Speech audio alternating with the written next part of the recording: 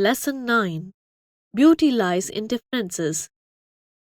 XT-27 wasn't just any robot. His identification plate read XT-27, the best, most modern robot. He was, indeed, the most up-to-date robot currently available, a product difficult to beat.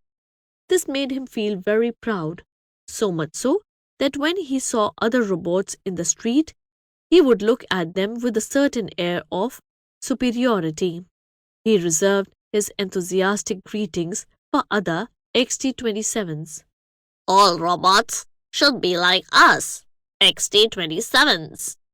He thought to himself. He was convinced that no new robot would be able to improve on the XT-27 model and that the world would be a much better place if all robots were like him. One day he was walking along in Bionic City when a big yellow door suddenly appeared about an inch in front of his piezoelectric optical sensors.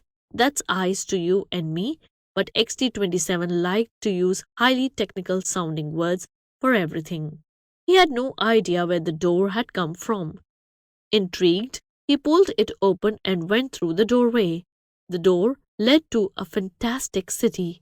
All the city's inhabitants were XT-27s and everything he saw there was mind-blowing.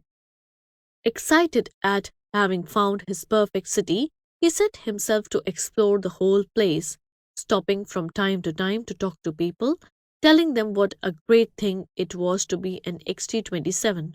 Finally, he moved into his molded fiberglass bubble, a house on the outskirts of the city. The days passed, but he suddenly realized that there was something about the city that he didn't like. As all the robots were XT-27s, it meant that no one had any reason to feel better or more up to date than anyone else, and in fact, nobody did. No one looked down on others, and if truth be told, he found that, with the passing of time, not even he felt special anymore. Things became very boring. Everyone could do things equally well, which made it impossible for anyone to stand out from the crowd. Whenever he did anything which he thought brilliant, it turned out that other robots had done exactly the same thing, and at the same time. So XT-27 started to miss those varied little robots in his previous world. Each one had its good and bad points, but that made them different and fun. He realized that he would much prefer to meet a clumsy but fun TP4 and spend a while chatting with it, then see yet another XT-27. So he started searching for that big yellow door. It took him several days to find it, but finally he did. Just like before, it was standing in the middle of a normal street. He put his hand on the door and looked behind him as if saying farewell to the city that had at first seemed so perfect. Then he gave the door a joyful push. When he woke up, XT-27 was on the ground and some people were helping him to his feet. He looked around and there was no yellow door at all. Instead, there was an enormous shiny yellow robot. The XT-27 had bumped into it so violently that the jolt had made his circuits malfunction. The XT-27, surprised at not having managed to avoid the collision, looked carefully at that formidable-looking robot.